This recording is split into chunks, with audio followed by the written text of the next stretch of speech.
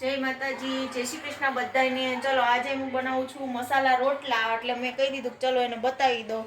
આમાં મેં લીધો છે જુવાર બાજરીનો લોટ મિક્સ, પછી સાથે લીધું છે દૂધી, મરચાં, લસણ, ડુંગળી, ધાણા ભાજી અને મેથી। જેને જે શાક ભાવતા હોય બધા શાક નાખી શકો છો, એટલે કે ડુંગળી, લસણ, લીલી ડુંગળી અને સાથે છે મસાલા। હવે આપણે આની અંદર મસાલા કરી નાખશું। આમાં હળદર, પછી મરચું અને હિંગ અને ધાણા જીરું, આ બધા મસાલા નાખવાના છે સાથે, જેવું તીખું ભાવતું હોય એવું। અને સાથે નાખવાનું છે નિમક।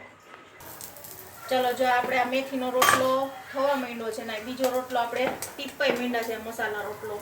કોને કોને આવા રોટલા ભાવે એ કોમેન્ટ કરજો, અને કોને કોને આવડે છે એ કહેજો। પણ એને નોય આવડતા હોય તો રોટલા પહેલાં શીખી લેવા, કારણ કે રોટલા ખાવાની બહુ મજા આવે।